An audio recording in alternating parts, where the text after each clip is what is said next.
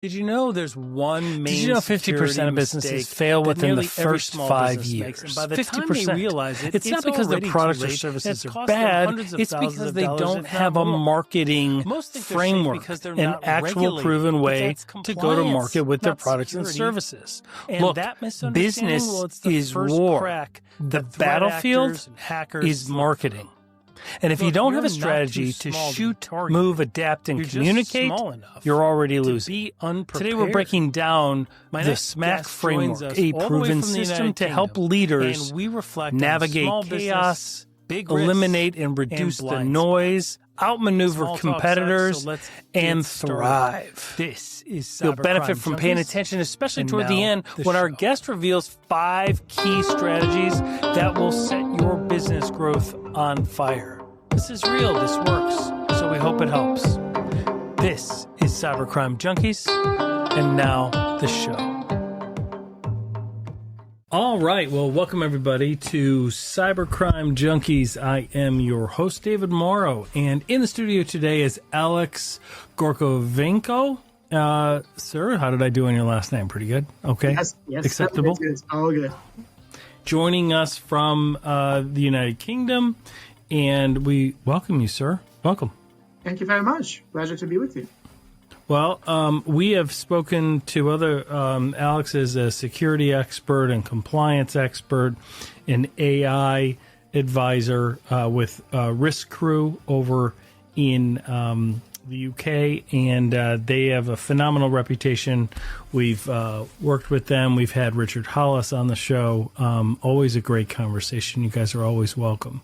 So let's talk today about small business, big risks, because it is really, we can always talk about the enterprise organizations, the larger organizations with their own SOC, the security operations center, their own internal team. Maybe they've built their own help desk internally, and there are a lot of risks. There's a wide threat, overall threat landscape there, but that's not really the vast majority of people. And the vast majority of people work and get their jobs through smaller organizations, whether it's private industry, public sector, etc.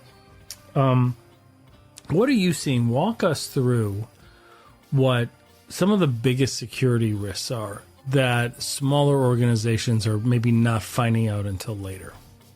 Sure, absolutely. So, it's 21st century, Anno Domini 2025. So, cybersecurity is a very hot topic, and I think it's not nothing new. I'm just saying something that everybody knows, but I think not too many people in SMBs really understand that this is really their concern. So probably the biggest problem, as I see, they don't see the problem, really. They think, oh yeah, we are too small. Who will be interested in this, right? Obviously, all this, big fuzz is about large organizations, big hawks, zillions of data stolen and published God knows where. So yeah, we are teeny tiny. So why us? So the thing is that it's conceptually really, really total misunderstanding how the thing works. Because if you literally step into hackers' shoes, the first and foremost thing that all of them they have in common is opportunistic approach. They really don't care. So obviously, if you think about like large, hacking organizations or hacking businesses, then obviously yes, they will probably prioritize.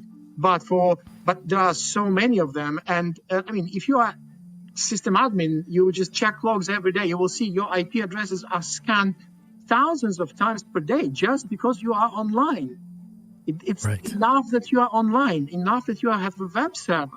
So the threat is there. It's just waiting for a small thing, something where they can catch small hole, where they can get inside and they can do those famous lateral movements and do their dirty work. So right. Is it large organization or SMB? It really does not matter. And this is probably one most important thing leaders of SMBs should have in front of them all the time. That's outstanding. So I have an analogy that I want to bounce off you because I use it often and I want to make sure I'm not misusing it. And that is,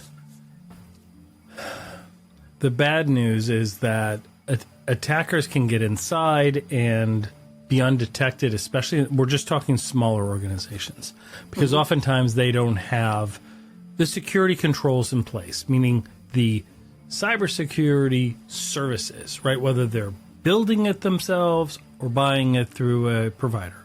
But they don't have them in place. And so they are inside for a while, undetected, or they come in and leave. But the good news is that they're not necessarily, yes, you're small, right? And you're not like Nike or Louis Vuitton or like a global brand, right? Yeah, we get that. But that doesn't mean you're not a target, right? And the way that we've always explained it is, let's say we're at a shopping center or a store and there's a parking lot, right? Mm-hmm. Attackers are the thieves that walk through the parking lot just pulling on the car doors. They're yes, they could always break the window and go in and steal what's inside, but that's going to draw attention and that's going to take a lot of effort. They're opportunists, like you said. They're just walking by pulling on the car doors, right? And the moment they get one that's open, because people do leave their car doors open, then they go in and they steal and then they move on to the next one. So the point is, the good news for small businesses is they don't need enterprise cybersecurity and to build this big thing themselves, but they do need to do something, right? There's a big risk of believing falsely that you won't get hit, or looking at the past and saying, well, I haven't been breached, so therefore I'm fine. Why would I invest in reducing my risk right now? And the truth is how do you even know you haven't been breached, right? How do they even know? Like half the time when we're onboarding a new customer, we find that they were breached 2 years ago and they didn't even know, right? It's shocking. What do you think about that analogy? Is that a logical one? The one where they're walking through the parking lot? Absolutely. Yeah. That's the way it is. And again, because if I do like even just very basic thing, I just do log analysis on my own teeny tiny website, and I can see that every day there are like a standard patterns how the website is probed. So again, it doesn't fancy. There's probably, if let's say some freelance organization will be after me, probably they will have no limits and they will actually hack me, right? But for average hackers, it doesn't matter, right? Just hammer standard requests, standard tools against everything that they can find on their way. And it's because the internet is vast, and if amongst those thousands and thousands of IP addresses or web applications, there will be one vulnerable, it will be enough for them, and then they will just get in. They will roam and see what they can do. And coming back to what you said about what SMBs can do, you're absolutely right. Fully said that. Yeah, it's different scales, so different objectives. There is no need to think about like a large, omnipotent, massive plans. Right? Do basics first. Do basics. Just think about implementing strong passwords like MFA. I don't know. Do software updates. So think about what are the crown jewels in your organizations.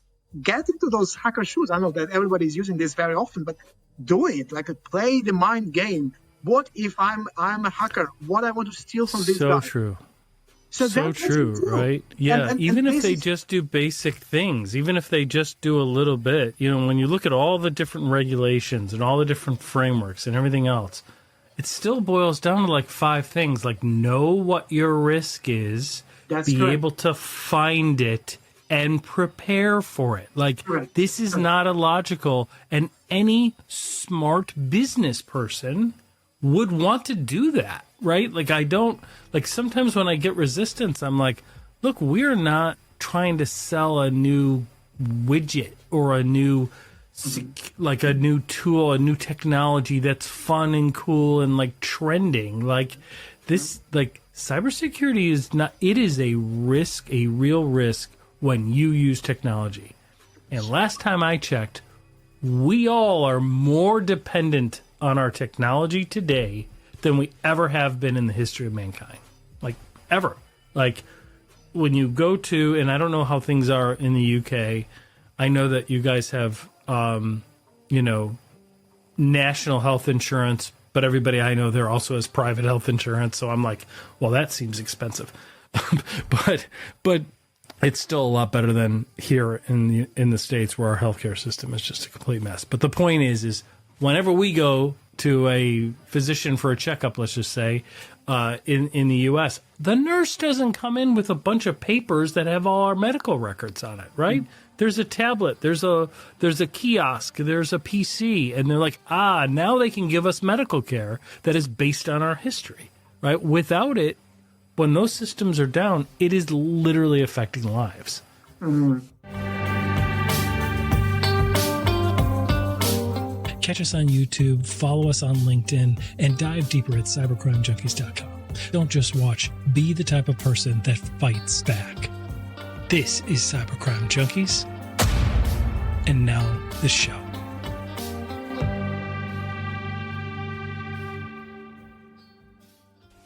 I can give you one more interesting thing, because I'm in cybersecurity business for a very long time, and I'm managing pen testing teams also in already 4 organizations, and I can tell you that little thing, how I see what is the best customer for me and for my company.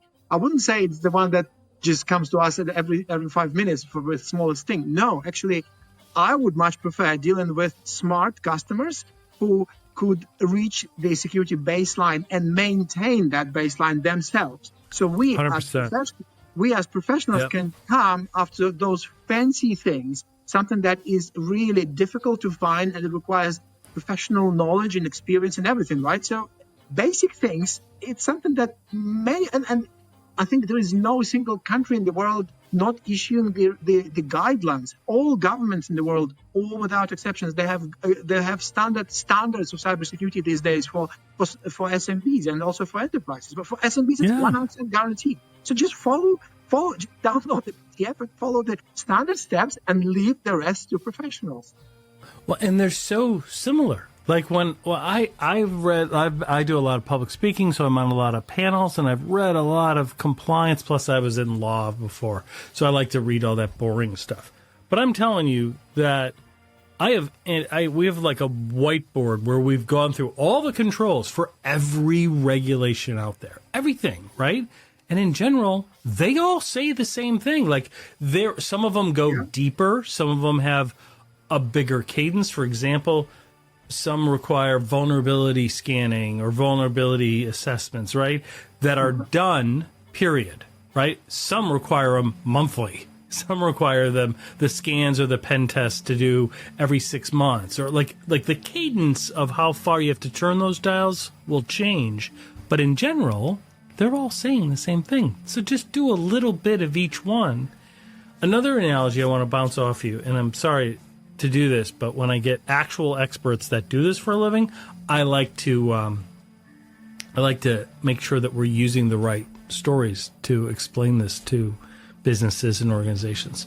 Another one that I got from Zurich, from the CISOs of Zurich that talk to boards in the small business space throughout, obviously, Europe, Canada, Australia, the US.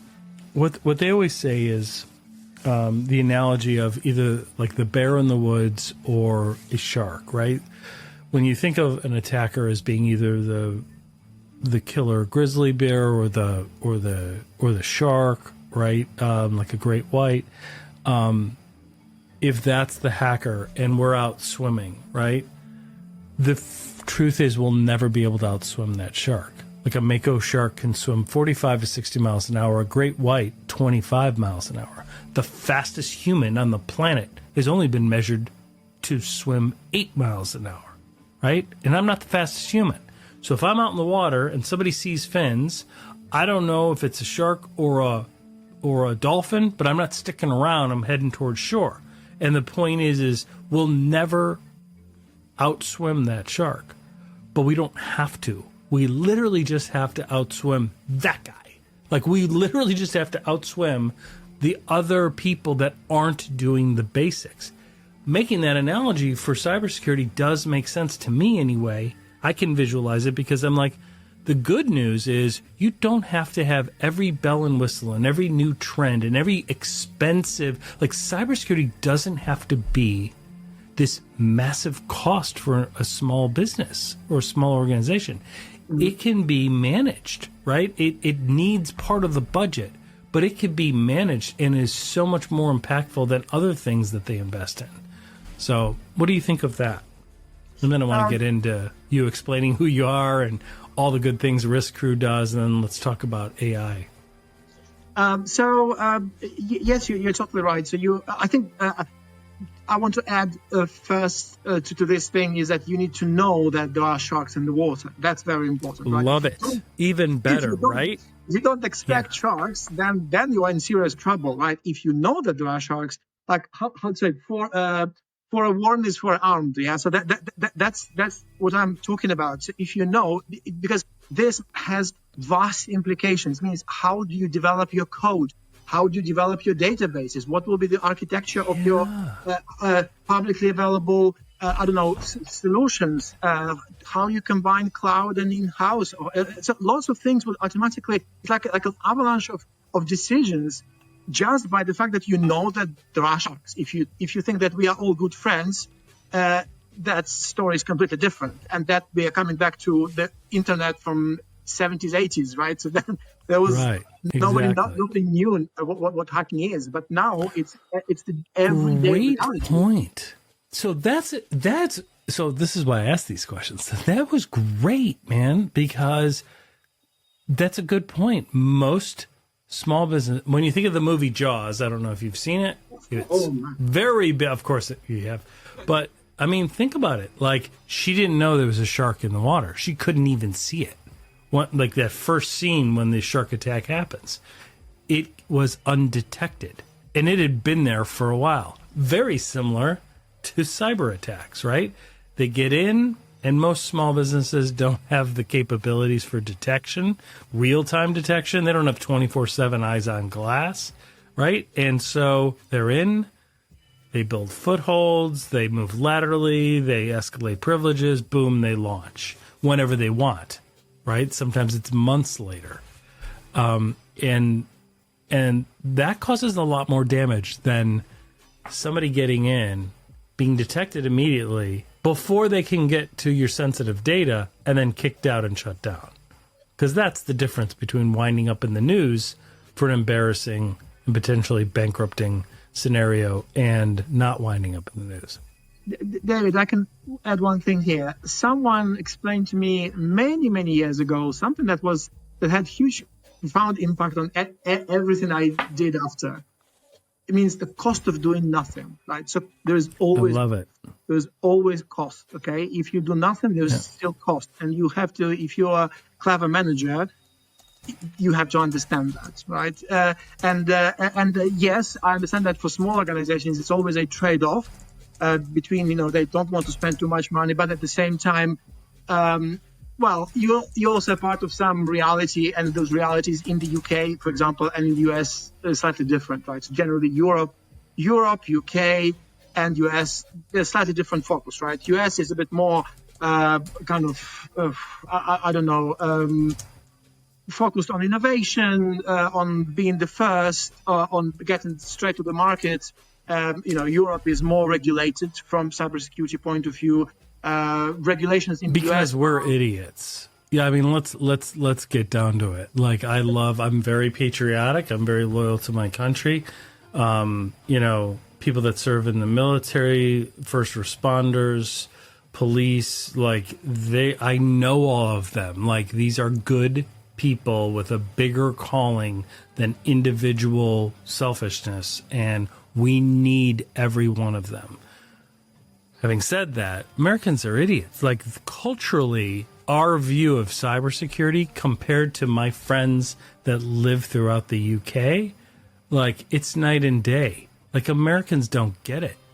We are TikToking our lives in front of our schools with our kids' faces on there. We're ridiculously lazy when it comes to our own cyber hygiene and using things. We can barely get investment in things because nobody tells us we have to do it, right? And in the UK, and this is something I had asked Richard Hollis, and I want to get your opinion.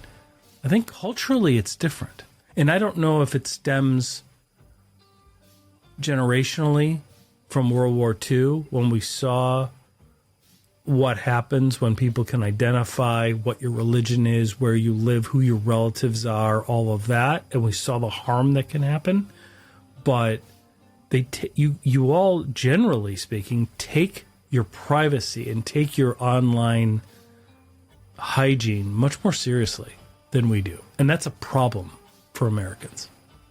What do you think of that? What's your take on that? You see, that's you open a massive can of creatures. Oh yeah, that's what I do. Yeah, I know. And it is not. Honestly, I don't think it's really only related to the U.S. because generally we, as human citizens of the Earth, we are gradually, slowly moved away from privacy. We are forgetting what privacy is, and this is, in my personal opinion, maybe I'm going too far, but I would say it's a deliberate act by large companies, by organizations, because it's good for them, and it's very, very not good for us. But nobody cares, because if it's a classic boiling the frog, right? If you just gradually do it, you can boil it, and she will stay there. Unfortunately, right? If you put it straight to the boiling water, she will jump away. So that's what is happening now. And kids, and it's so fuzzy, it's so unclear. Where is my data? What can I do with it? Because now you don't even know. Is it your data? Is it on your laptop? Is it on your phone? Or is it in the cloud? Or in between? If in the cloud, so where? So it's completely blurry now. And in the end, for young generation, they just don't care. They say, oh yeah, whatever.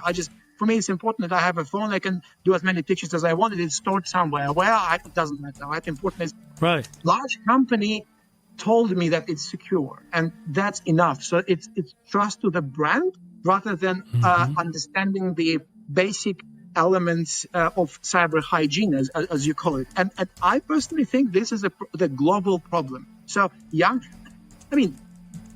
large organizations, large companies, they think that it's a part of their business, it's part of the way that they act.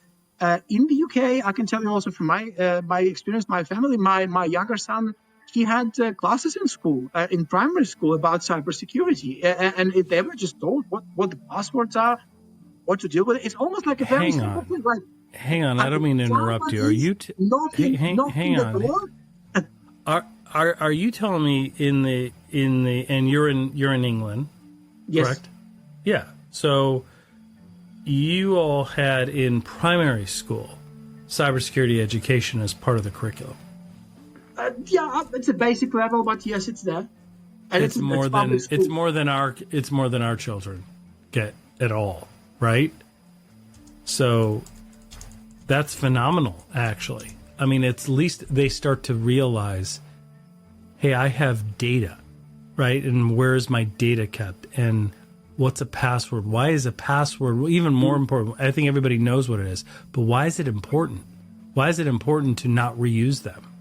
Like everyone's like, oh, boring. I saw this on a PowerPoint slide, and my IT guy always tells me, but there's convenience on the one side, and then there's security, and we're trying to find a balance. But the problem is there's resistance even for doing anything reasonable sometimes. And I love that they're teaching children younger to at least be aware of it. So I just want to point that out. That's great. That's a huge difference between the UK and the US. They explain it. It's very simple. Again, I don't know if this is the school. It's the nearest public school we were using. My son was attending. Oh, it's just a global thing. Probably it's a global thing. But it's just it's very, very basics. It's like, okay, you don't open the door to strangers, right? You check who is out there, or you don't publish your data blindly without thinking, because once it's in the internet, it's there, right? It's done. You can't reverse it. So think before you click, and because the younger generation, they're digital natives, so they have no choice. They have to know those things. And if they don't know, they automatically become a potential target for scammers. And again, it's a global thing. I don't think it's anything specific to the US or UK. It's a matter of, again, seeing the shark, right? If someone told you about sharks since, your early years, you probably would know that there is such a scary thing if you probably never seen live one in your life. But at least in the back of your head, you know that there are such large fish and they can bite. so that's already, again, probably give you some thought before you enter the sea wherever you are. Does it make sense? And the same about cyber. So cyber becomes inevitably a part of our lives, right? Because we have lots and lots of devices. I know maybe I'm special because I have like a lab at home, but if you count number of devices at home, it's not one, it's not 10, it's not even 20. It's a lot. A ton. And now again, with IoT, we have even the fridge can be connected to the internet. Don't know why, but it can. So everything, you're probably iron can be connected to the internet very soon.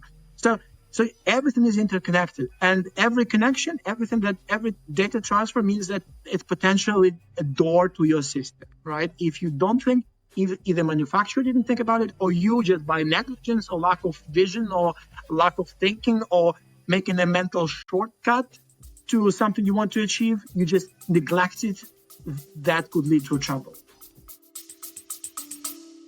Stay with us. We'll be right back. Most business leaders have a fatal flaw which results in their growth being interrupted or stopped terminally.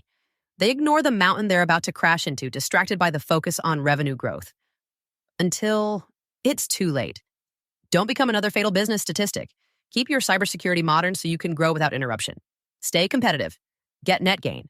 Stay focused on your growth and funding. While NetGain keeps your technology always available with expert-level cybersecurity services to stop breaches in their tracks, all at a fraction of the cost of managing it yourself. Don't wait for a technology disaster to interrupt and cripple your growth. Speak with a specialist today.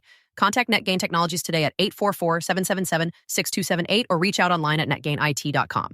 That's 844-777-6278 and netgainit.com. Grow your business uninterrupted. Contact NetGain today. Absolutely.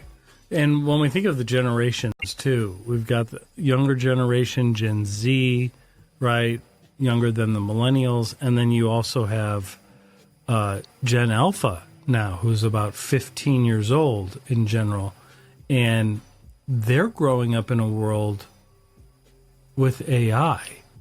So even more so than digital natives like Gen Z and millennials, like this youngest generation really needs the curriculum needs some tweaking, right, in terms of usage, safe usage, responsible use of AI and technology.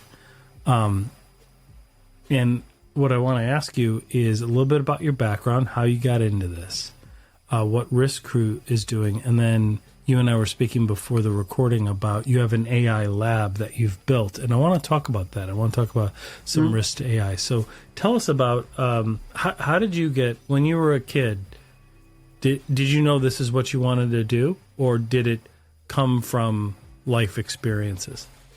Oh, no. When I was a kid, I very vividly remember I was asking, when I read an article about computers, I asked my dad, said, can we have one at home? And my dad was laughing, saying, look, computer is the size of that house, the building nearby. And that was in the 70s, 80s. But obviously now the situation is completely different. I went through quite long career in IT in general. I was working also as a software developer many years ago. I was designing GUI, working for banks, for large consultancies. And I just wanted, but I was playing with cybersecurity myself since I started playing with computers, really. And since I got access to the internet, so one perfect day I thought, why wouldn't change slightly the direction of my career to there? I managed to impress one of my former employers with my findings and my experiments, and so that started a completely new chapter in my life. And since I can honestly tell you, once you are in cyber, you're always in cyber. It's so true. It's a lens that you see so many things through, right? I mean, It really is. Because once you see the harm and you talk to the people involved, you can't get it out of your head. Like you're like, we have to help other organizations. Yes. So tell me about. I think it's so important when people ask me all the time about how do you break into cybersecurity, and there's a lot of different ways. There's a lot of different paths. A lot of it depends on what you want to do. Saying you're in cybersecurity is almost like saying you're in business. Like it's so vague. It's so broad, right? But once you kind of figure out, I want to be in, advising and compliance, the GRC route. I want to be in red teaming. I'm very technical. I want to break things and learn how to hack. Then you're in the ethical hacker realm and the red teaming, or you want to work for an organization or a service provider that hunts them down, right? And that detects them, where you're working in a SOC or you're becoming a SOC analyst, things like that. Great careers, all of them. But it's so important to have a home lab and to experiment on things. Yes. I mean, right? I mean, it's really helped explain. It's shown that you're dedicated to the cause and to the field, and then you're able to have findings, right? You're able to show, look, I did this. It might not be completely 100% relevant to that organization, but they see the effort and the findings and the experimentation, and that is so credible. It's incredible. It's a great way of standing out among a crowd. So walk us through some of the labs that you've built and this AI home lab that you're building. So let's maybe just say first a couple of words about lab as a thing in life of every cybersecurity specialist. I think I honestly don't know. I don't remember if I met a single person who is in cybersecurity and never had a home lab. Because it's so. I mean, I'm talking about specifically about pen testers, right? Someone who is doing hands-on security assessment of web applications, infrastructure, and experimenting is an essential part of this story, and that what keeps people in this business for years, because it's so brain stimulating. Obviously, you can be on this dark side, right? And you can be a professional hacker, or you can be a white hat, or you can be a pen tester, right? So if you're a pen tester, it's inevitable. You have lab. Even if it's just two old laptops, it's still a lab, and you can set up database, set up web application, or a couple of VMs, and you play with it. You experiment. You download someone else's VMs, and you train yourself, and that's how you grow professionally.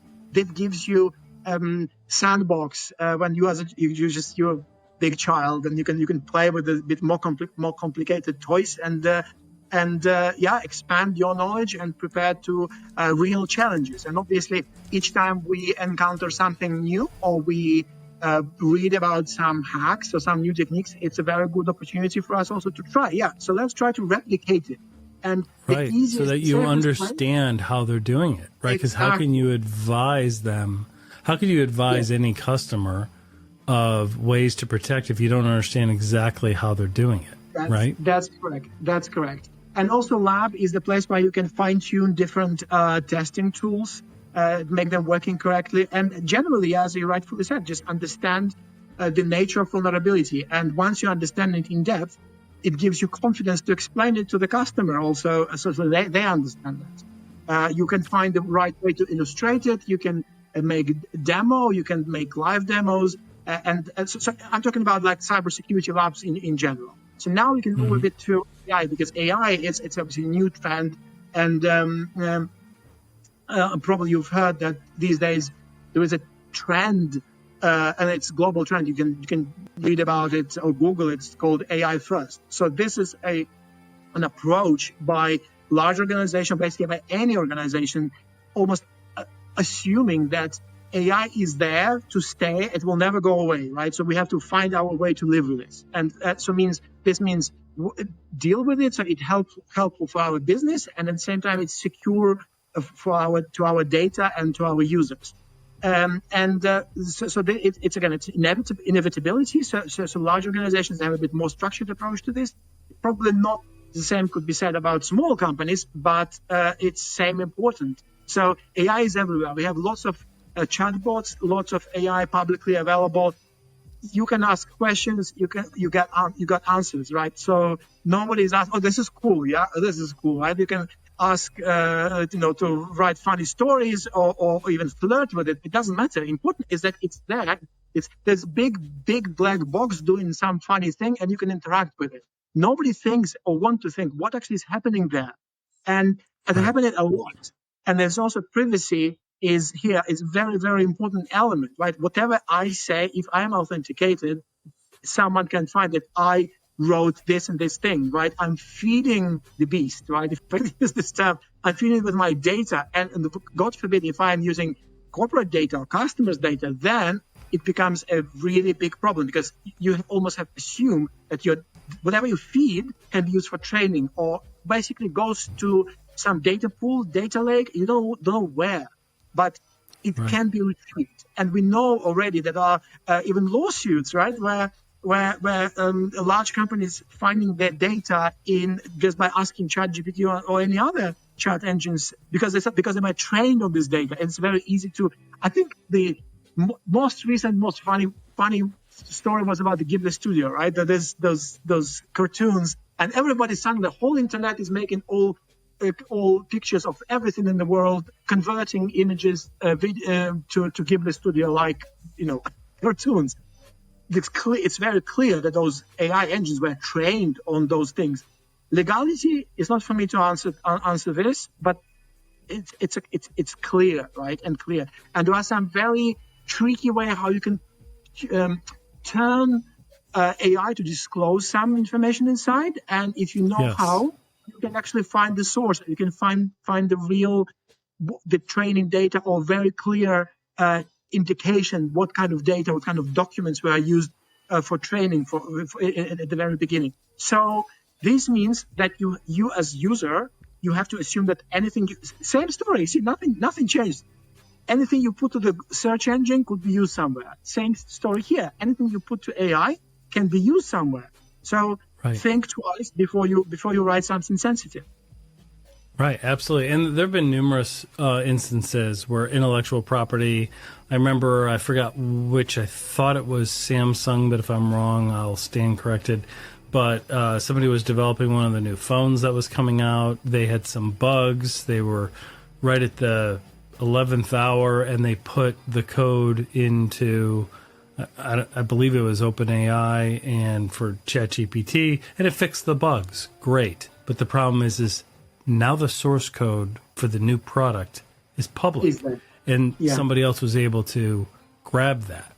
And people just weren't thinking like that. They weren't thinking through, where does this data, who all can access this? And that's where the push for internal AI, meaning within the organization, a model of machine learning that can exist behind your network infrastructure so that it's protected. And that's somewhat of what you're doing with your home lab, right? How are you building an AI home lab? Like, how are you getting the machine learning at home? Like, how did you do that? So luckily these days it's not so complicated, because there are lots and lots of open source tools. You don't need even to pay anything. So you can set up your own teeny tiny ChatGPT at home, and it actually would work pretty well. So you need to have obviously a relatively powerful computer. You need to have GPUs, because GPUs are important for to crunch all the data needed for AI to work. So it will never be as massive and as smart as ChatGPT or any other of these big players, but it's your own. You can test your theories, you can experiment with it, you can use different models, you can interact directly, you can write code in Python, for example, that does something that you will not be able to do with online large systems. Well, you can, obviously, because there are APIs for everything, but you have to pay for access to it. And this is completely free. Right. You pay only for electricity. So So long story short, it's not maybe as smart as large systems, but it's yours. All data is inside, so nothing goes out, and you're free to experiment as much as you want. And the same thing we have, by the way, in our company, in our head office. We have our in-house AI that is used for, proofreading, for helping us to generate some text, working on reports, etc., etc. So but important. The biggest problem, the biggest discussion we had initially, right? Can we use ChatGPT? No, we can't. Why? Because we are dealing with massive amounts of customer data. So maybe we will not have the smartest system in the world, but it works and it helps, right? So it might not kind of change super dramatically. In the end, it will not do our job.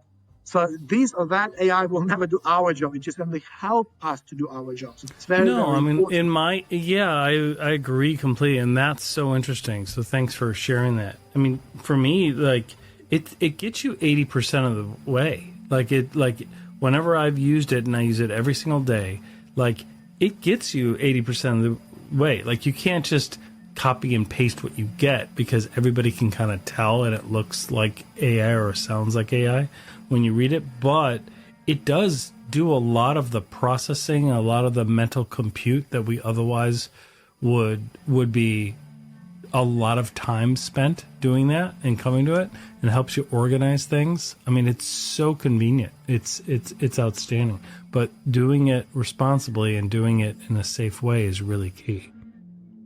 I can tell you a funny thought here. I don't know if you read any books of Yuval Noah Harari. It's Israeli philosopher, modern philosopher, and he wrote several books about development of humankind and also about AI and how technology impacts us as humans. And I think one of the very interesting thoughts was that, look, we, as you said, you are using AI every day, and probably majority of people and I know doing it every day. So by this, if you sit and think, our life is seriously impacted by machine, right? So it's not like, terminators will come and kill everybody. So that there will not be probably like the world will be dominated by AI this way, but maybe in a very subtle way. Because recently I read the article, don't remember where, that AI making decisions actually make impact on key decisions people are making, like marry or not to marry, or financial decisions, lots of things. And so they're asking ChatGPT, should I do this or should I do that? Should I take a loan? Should I buy this car or that car? So it's much more impacting individual lives and businesses than you can think, really. So coming back to my original point, so I don't know if AI is starting to take over the world, but it definitely making very substantial impact on decisions we humans make every day. Absolutely. So, and there's obvious risks with AI, right? Depending, and that's where having somebody that understands the technology and how it's configured and where the data sits is really important, so that it's not exposed to the outside. But then we've seen threat actors and cybercrime gangs and social engineers leverage advances in AI to mask their voice and to mask their video presence on Zoom or Teams calls or WebExes and things like that. And even a year ago, it was okay. Like you can usually tell, right? And there were some safeguards when you're speaking with somebody. You can have them put their hand in front of their face or turn, but that's gone. Like it's gotten, in the last 6 months, all the examples I've seen have been undetectable by the human eye. And so right now where we stand is, it seems like the technology in AI has advanced faster than the technology to detect it or to stop harm from it. And so we have to revert back to the traditional human verification process, right? Like, if somebody's telling you something, just verify that it's actually the person, right? Through a channel, right? That is recognized within your organization, because you don't know if that's the right vendor, like if that's actually the person right now. And that sounds preposterous to a lot of people, but that only means you haven't seen it yet.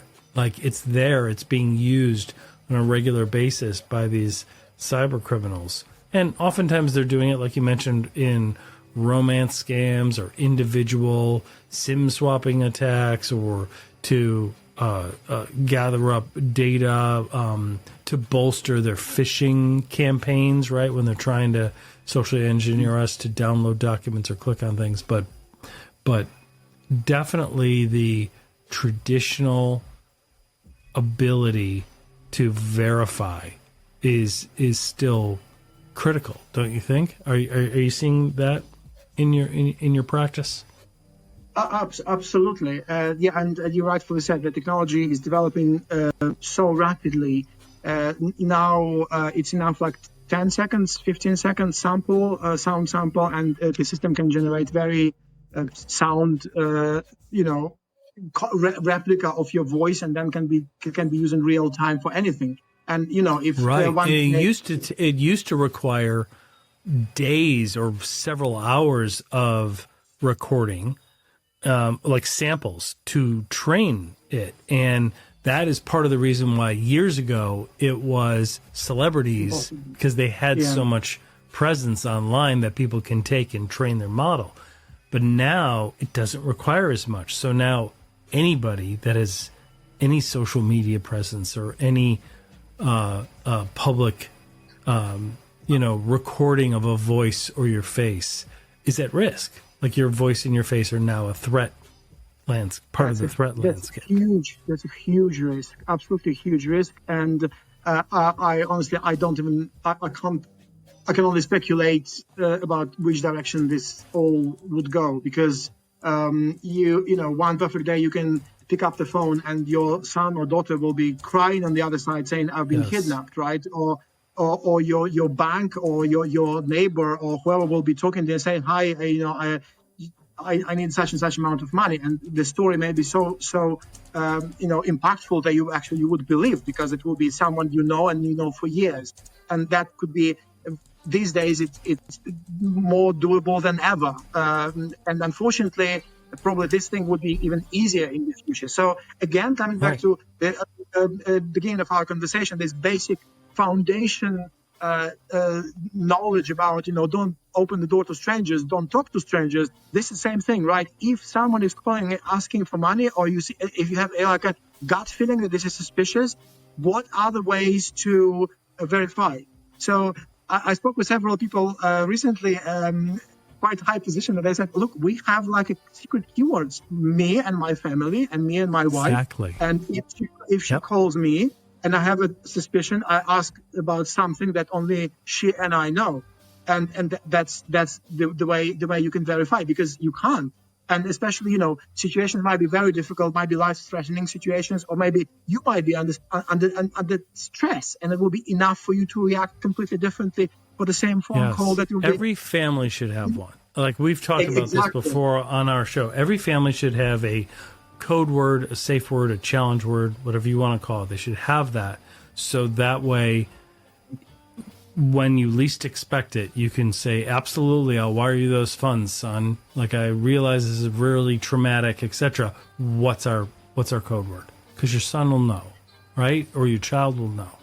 And if not, then it's not your son, even though it sounds like your son, right? That's really a big challenge. Same thing in organizations. There are ways to have challenge words and code words used with your vendors in organizations, ways to verify human to human that these are the people you're really speaking with.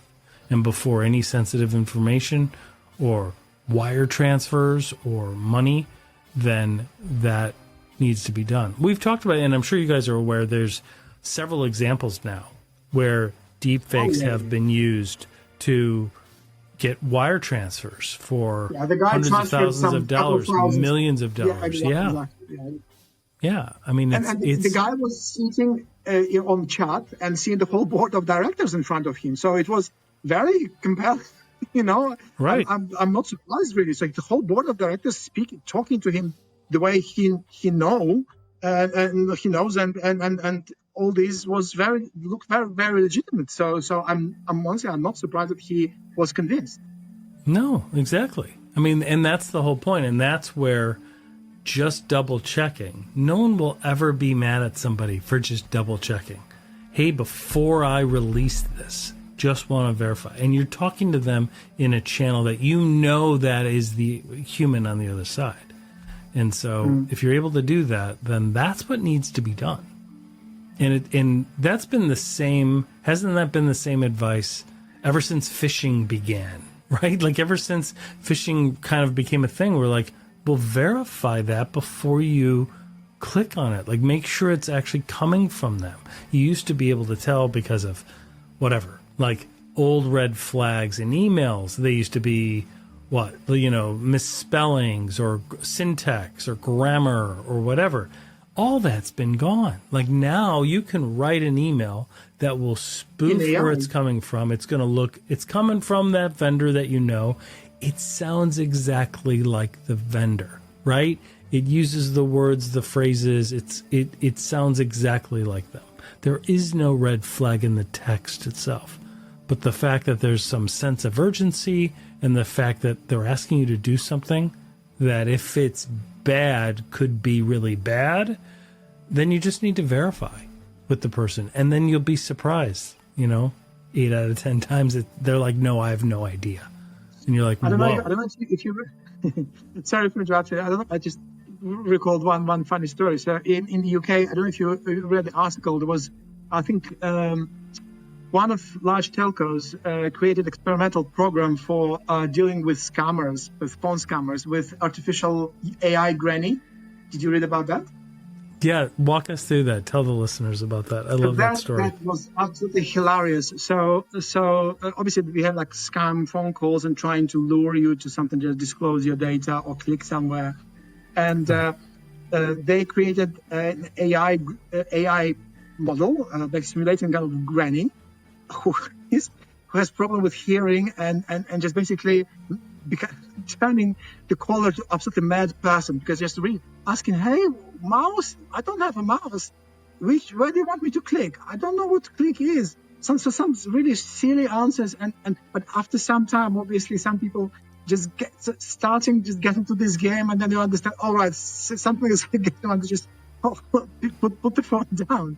So that's so fun. And they're keeping the cyber criminals on the phone and not attacking real people.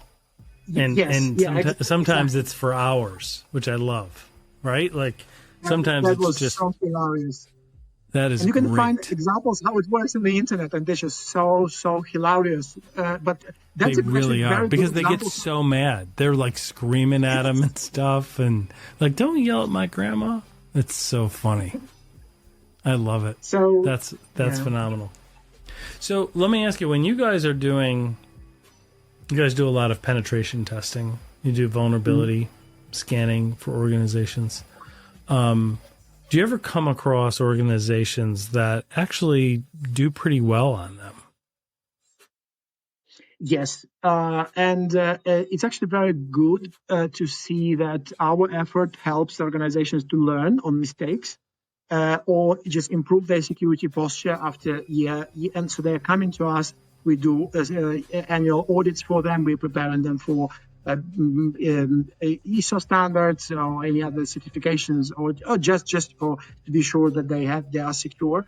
And we are a relatively small company, and our biggest strength are recurring customers, and they are coming to us because they feel confident, they feel secure with us being nearby, able to help them, give them their advice, and they see the change in how they perceive risks, how they treat risks, just because they learn. And one of the very important outcomes of our reports, they are heavily illustrated with lots of charts, lots of kind of sometimes look like almost like a comics with so many screens.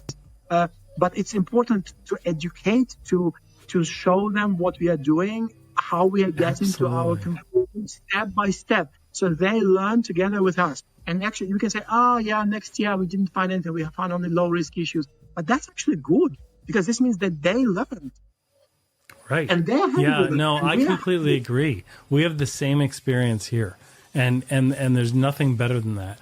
And being able to kind of get them evolved into a position where now they understand their risk, right? And they're able to accept the risk here. They want to reduce the risk there. Then they're able to like understand their overall technology and how they can leverage it best. Because again, they don't do what we do, right? They build widgets, or they provide a service, or they do what they went to school for.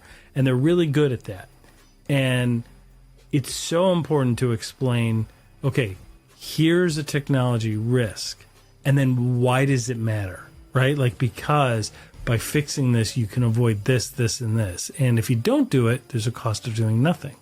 Your users can expose you this way, this way, this way. And that way they know. And then every business, organization, etc., has a different risk appetite.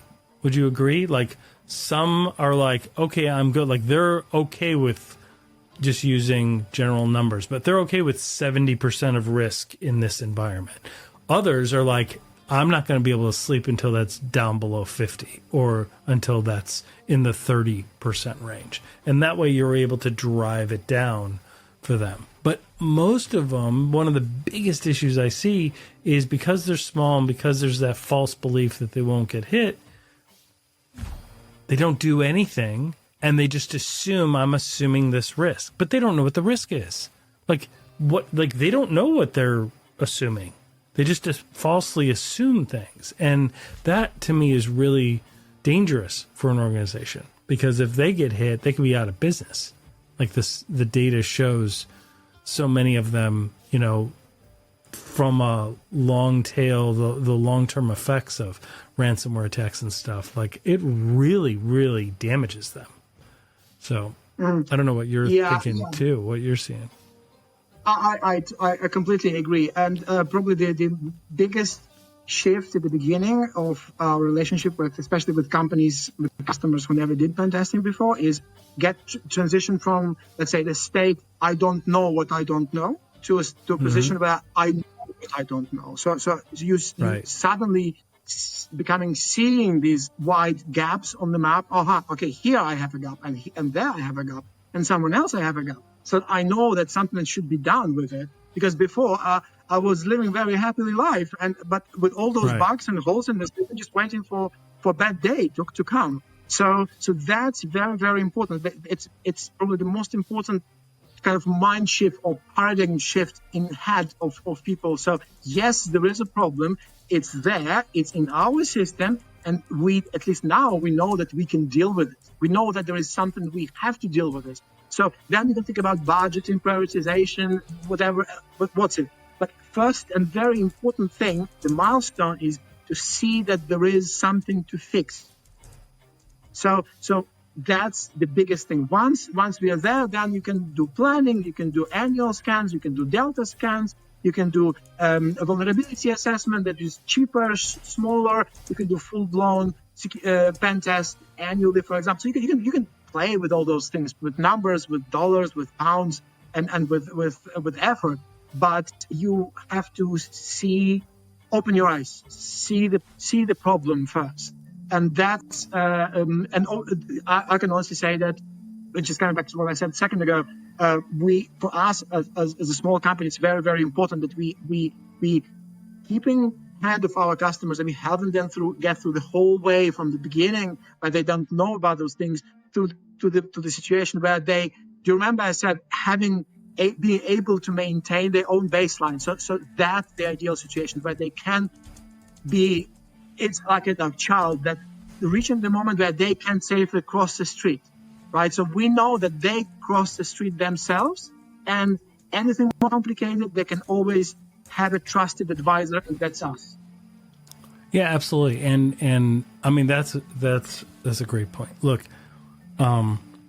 when organizations have a false sense of overconfidence, right? To me, it's like they just don't know. They're like,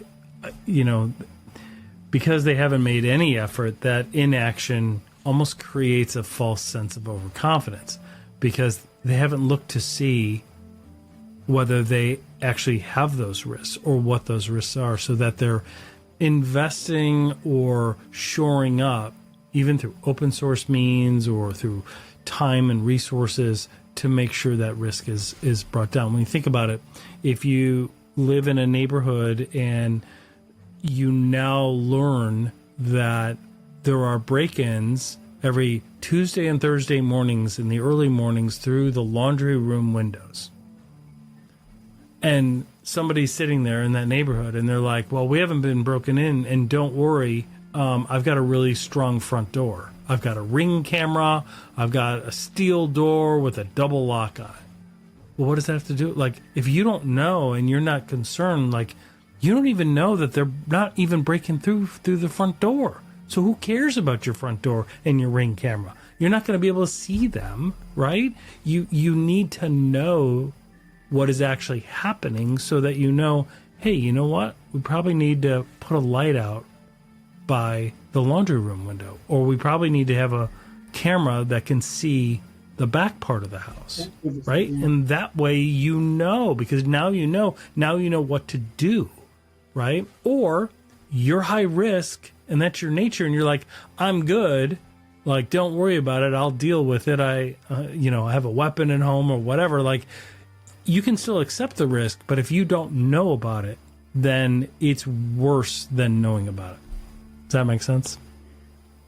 Totally makes sense. So just adding to what you said, is there is one more way to reduce the probability of someone is entering your house from any door, front door or back door. Do you know what it says? No, what is it? It's just not publishing if you go for holiday, for example. Anywhere. Don't publish it anywhere, because people would know. And some people, it's their bread and butter. It's their life. Hacking and checking, and maybe not necessarily the people who are checking online, those who are having, all these tools and get into your house. It might be completely different people, but they're working together. So that's also so true. Good illustration. Don't even know what kind of side channel information might affect you. But that's how it is with cybersecurity. That's where you say, oh yeah, I'm going to Fiji, or I'm going to whatever, Bahamas, right? And can't wait. Can't wait. We're taking a 2-week trip to the Bahamas. Really excited. Like, why are you? Why? Like, we tell this to people all the time, for your personal privacy and personal safety, don't post anything. Take all the pictures that you want, and then when you get back, then you can post about it, because then it's fine. Totally agree. Yeah. So, Alex, thank you so much, sir. This was fantastic. What's on the horizon for you? What do you guys have coming up? More work with clients? You're going to keep working on your AI lab, which is really cool. I love that. There is one more thing. So actually, security of AI is one of our objectives, because, we will be testing AI systems, because more and more systems are using AI, like online chatbots for different organizations, yes. And obviously multiple use cases already where they can be abused or retrained or hacked, basically, to disclose some sensitive information. So that's a completely new area. It's almost like non-technical hacking for hackers. It's more to psychology, really, or brainwashing computer than real kind of hacking, dealing with bits and bytes. Right. But nevertheless, it's hacking. So that's what it's next year and next exciting challenge we have. And everyone in the team is really happy to play with that. That's exciting. Well, I'm looking forward to touching base with you all again once that gets developed, and as you guys have cases to share and clients that you've helped. It's always fascinating to hear what you guys do. You guys are outstanding. So we thank you for your time, and thanks everybody for listening. We really appreciate it. We'll have risks. We'll have the link to Risk Crew in the show notes, and a way so that you can follow Alex as well. So thanks everybody. Thank you very much.